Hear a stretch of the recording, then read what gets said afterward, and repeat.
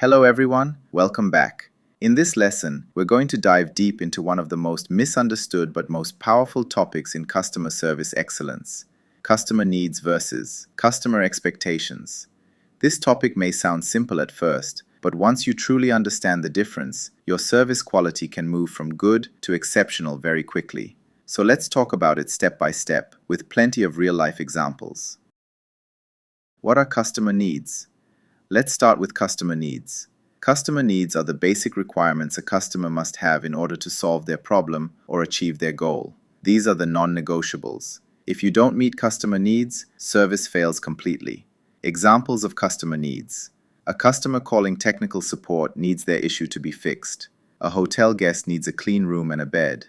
A food delivery customer needs their correct order delivered.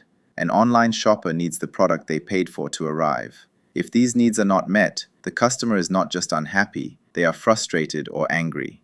Important rule: meeting customer needs does not create delight, it only prevents dissatisfaction. What are customer expectations? Now let's talk about customer expectations. Customer expectations are what customers believe should happen during the service experience. These expectations are shaped by past experiences, brand promises, advertising, reviews, competitors, industry standards. Examples of customer expectations: friendly and polite communication, reasonable response time, clear explanations, feeling respected and valued, smooth and professional handling of issues.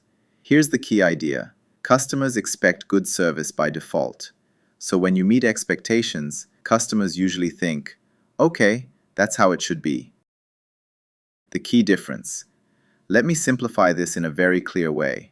Needs equals what must happen. Expectations equals how it should happen. Meeting needs keeps customers from being unhappy. Meeting expectations keeps customers satisfied. But neither one alone creates excellence. Real-life example: customer support call. Let's imagine a customer calls because their internet is not working. Customer needs: internet connection restored. If you fix the issue, you've met the need. Customer expectations: short waiting time, clear explanation, respectful tone, feeling listened to. If you fix the issue politely and professionally, you've met expectations. Excellence happens when you apologize sincerely, you explain the cause in simple language, you give tips to avoid the problem again, you follow up with a confirmation message. Now the customer feels they really cared about me. That's excellence. Another example: restaurant experience. Let's take a restaurant scenario. Customer needs: food that is edible and safe, correct order. Customer expectations: friendly staff, reasonable waiting time, clean environment. If all of these are met, the customer is satisfied. Excellent service looks like: staff remembers the customer's name, suggests a dish based on preferences, apologizes proactively for a short delay, offers a small complimentary item. Now the customer doesn't just eat, they remember the experience. Why many companies fail here. Many organizations focus only on needs. They say, we delivered the product, problem solved. But customers think, yes, but how did you treat me? Others focus only on expectations, but forget the basics, which is even worse. Excellence requires both. You must always meet customer needs, consistently meet expectations, occasionally exceed expectations. Exceeding expectations, where excellence lives. This is where true customer loyalty is built. Exceeding expectations does not mean spending more money, offering big discounts. It often means listening carefully, showing empathy, personalizing the experience, taking ownership of problems. Example: a delivery is late, need not met yet. Instead of saying, it will arrive tomorrow, you say, I understand how important this is. I've personally checked your order, prioritized it, and I'll update you once it's on the way. Same result, very different experience. A simple mindset for you as a professional. As a customer service professional, always ask yourself, did I meet the customer's need? Did I meet their expectation? Did I make them feel valued? If you can answer yes to all three, you are delivering excellence in customer service. Final thought for you. Remember this: needs keep customers. Expectations satisfy customers. Excellence creates loyal customers. And loyalty is the real goal. In this lesson, we're going to talk about one of the most important topics in customer service: types of customers. Why is this topic so critical? Because you can't serve every customer in the same way. Excellent service is about adapting your approach based on who you are dealing with. Let's walk through the most common customer types you'll meet in real life, with clear examples and practical tips for each one. The friendly customer. Who are they? Warm, talkative, positive, enjoy small talk, often loyal and appreciative. Example: a customer calls and says, "Hi, how's your day going? I just wanted to check on my order." How to handle them. Match their positive energy. Engage in light conversation. Still stay professional and efficient. Pro tip: friendly customers love human connection, but don't let the conversation distract you from solving their issue. The silent, quiet customer. Who are they? Short answers, minimal communication, sometimes shy or unsure. Example: you ask, "How can I help you today?" They reply, "Problem with delivery." How to handle them. Ask clear, specific questions. Avoid overwhelming them. Be patient and reassuring. Pro tip: silence does not mean dissatisfaction. It often means the customer needs guidance, not pressure. The confused customer. Who are they? Unsure about products or processes. Ask many basic questions.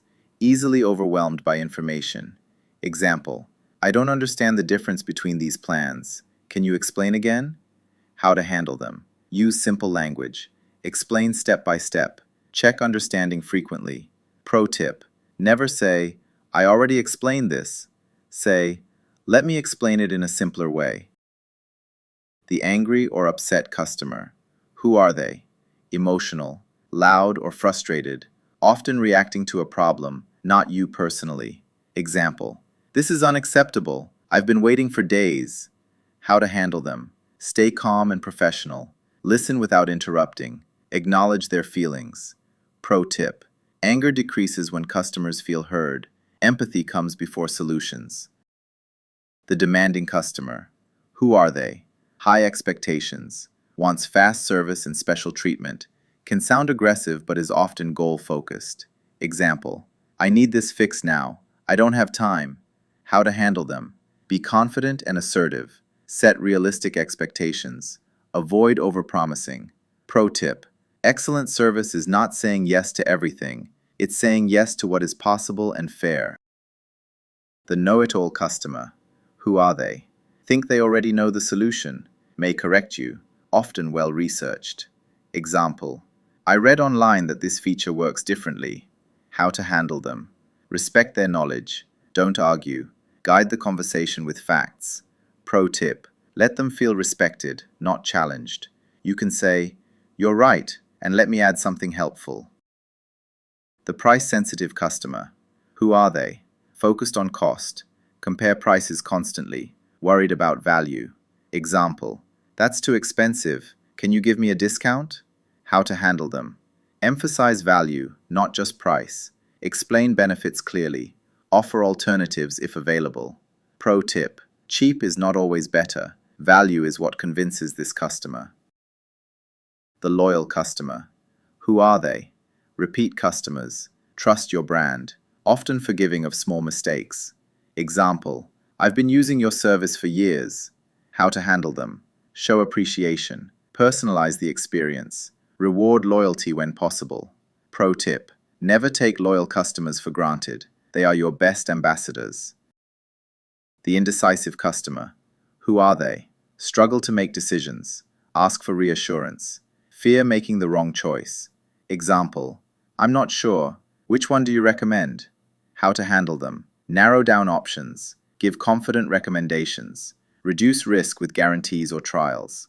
Pro tip: confidence from you builds confidence in them. Final thought for you as a customer service professional. There is no difficult customer, only different customer needs.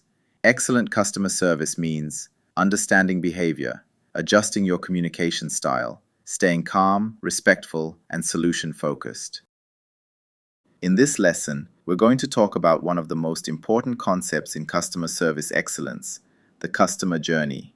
If you truly understand the customer journey, you stop reacting to problems after they happen and start designing great experiences before problems even appear. That's the real difference between good service and excellent service. Let's break this down step by step with real-life examples you can easily relate to.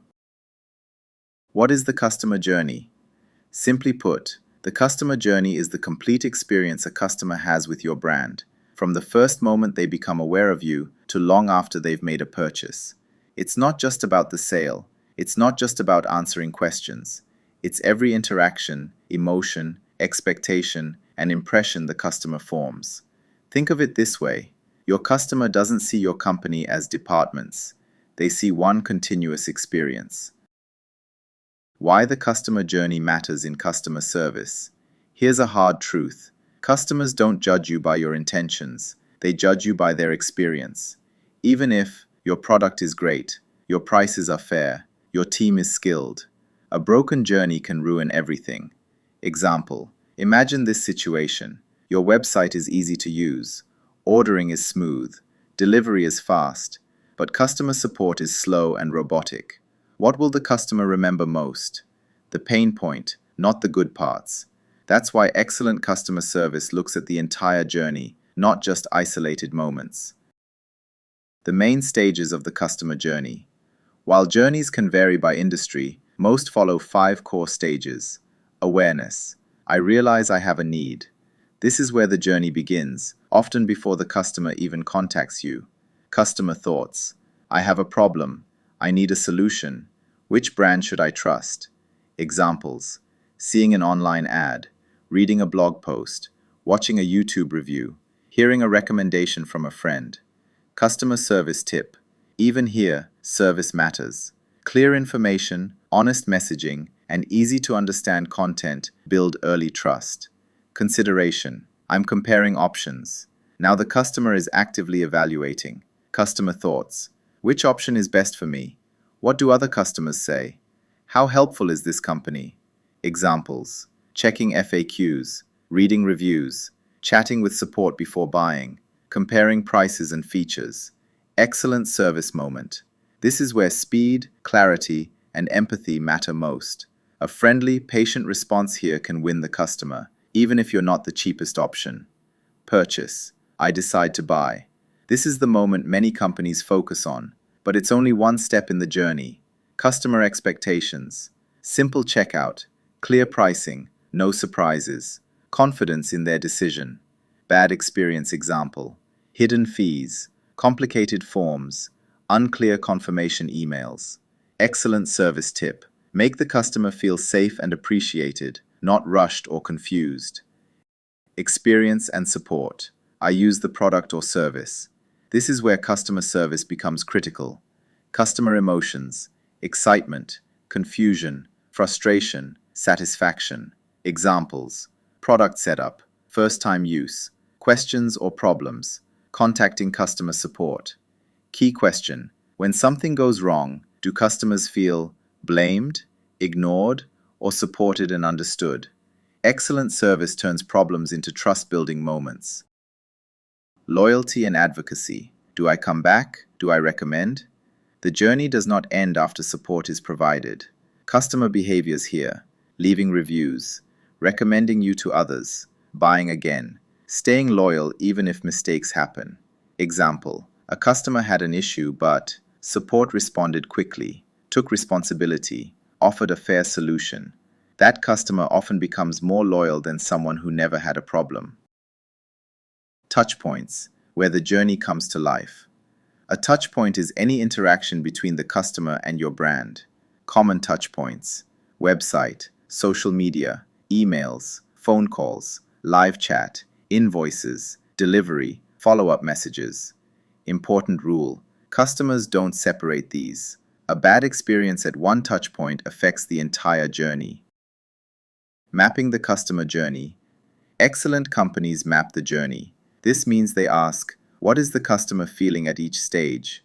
What questions do they have? Where do frustrations appear? Where can we exceed expectations? from good service to excellent service. Let me leave you with this mindset shift. Good service. I solved the customer's problem. Excellent service. I understood the customer's journey and improved their experience. When you think in terms of journeys, not just tickets or calls, you anticipate needs, reduce complaints, build emotional connections, create loyal customers. Final thought for you as a professional. As customer service professionals, your role is not just to respond. Your role is to guide the customer through their journey with confidence, clarity, and care. In this lesson, we're going to explore one of the most powerful and often underestimated aspects of customer service, the emotional drivers behind customer behavior. If you truly want to deliver excellent customer service, not just good service, you must understand how customers feel, not only what they say. Let's dive in together. Why emotions matter more than logic. Here's a simple truth I want you to remember throughout your career. Customers make decisions emotionally and justify them logically later.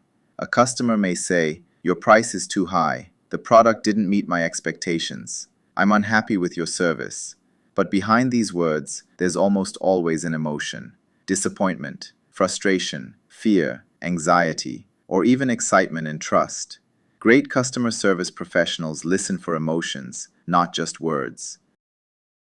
The core emotional drivers behind customer behavior. Let's break down the most common emotional drivers you'll encounter with real-world examples. The need to feel valued. Customers want to feel important, respected, seen, and heard. Example: a customer says, "I've been waiting for 10 minutes already." What they emotionally mean, "I don't feel important to you." Poor response: "We're busy right now, please wait." Excellent response: "Thank you for your patience, I really appreciate your time, and I'm here to help you now." Same situation, completely different emotional impact. The desire for safety and security. Customers feel anxious when they don't understand a process, their money is involved, something goes wrong. Example: an online shopper asks, "Is my payment secure?" This isn't a technical question, it's an emotional question about trust and safety. Excellent response: "Yes, your payment is fully secure, and I'll stay with you step by step to make sure everything goes smoothly." Reassurance reduces anxiety, and anxiety drives complaints. Fear of loss, time, money, control. Many customer reactions come from fear: fear of wasting money, fear of wasting time, fear of losing control. Example: a customer angrily says, "I can't believe I have to explain this again." Emotion behind it: "I feel like my time and effort are being wasted." Excellent response: "You're absolutely right to feel frustrated. Let me take full ownership so you won't have to repeat this again." You're not fixing the problem yet. You're fixing the emotion first. The need to be right and understood.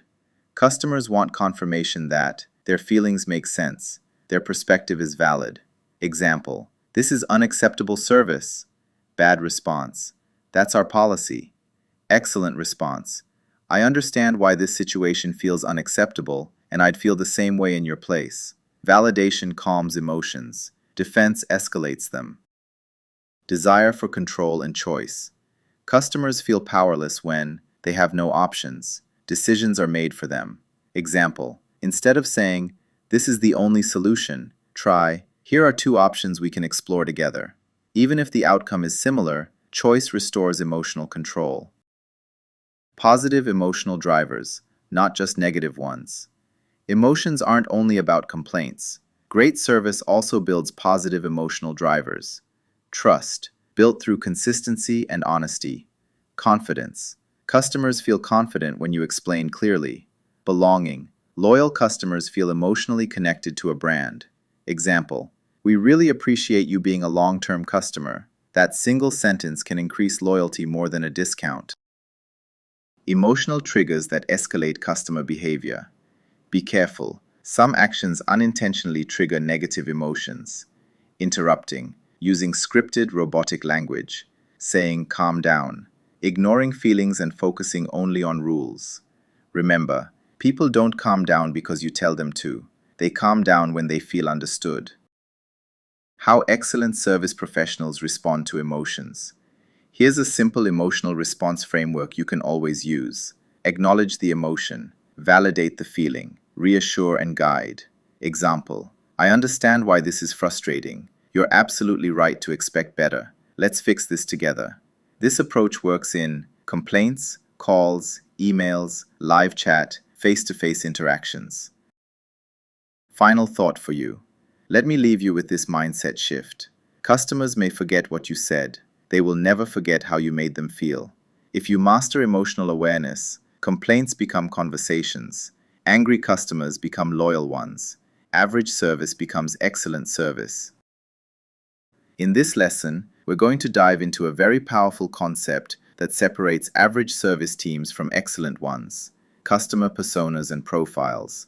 Think of this lesson as a bridge between knowing your customer and serving your customer exceptionally well. What is a customer persona? Let's start simple. A customer persona is a fictional but realistic representation of a typical customer segment. It's based on real data, observations, and experience, not guesswork. Instead of saying, "Our customers are adults who buy our product," we say, "Meet Sarah. She's busy, detail-oriented, values speed, and hates repeating herself." That mindset change is huge for customer service. Why customer personas matter in customer service. As customer service professionals, we don't serve companies, we serve people. Customer personas help us understand expectations, predict behavior, adjust communication style, personalize solutions, avoid unnecessary conflicts. Golden rule: you cannot deliver excellent service if you don't understand who you're serving. Customer persona versus customer profile. Important difference. Many people confuse these two. Let's clarify. Customer profile, the what. This is descriptive data: age, location, job title, industry, purchase history, channel used, phone, email, chat. Example: 35 years old, works in finance, uses live chat, contacts support twice a month. Customer persona, the why. This is behavioral and emotional insight: goals, motivations, frustrations, expectations, communication preferences. Example: wants fast answers, values professionalism, gets frustrated by vague responses. Profiles give data, personas give understanding. Excellent service needs both. Core elements of a strong customer persona. Let's break a persona into clear building blocks. Background, job role, industry, experience level. Example: mid-level manager with high responsibility and limited time. Goals: what does the customer want to achieve? Example: solve the issue quickly, avoid escalation, get clear, step-by-step guidance. Pain points: what annoys or frustrates them? Example: waiting on hold, repeating information, generic answers.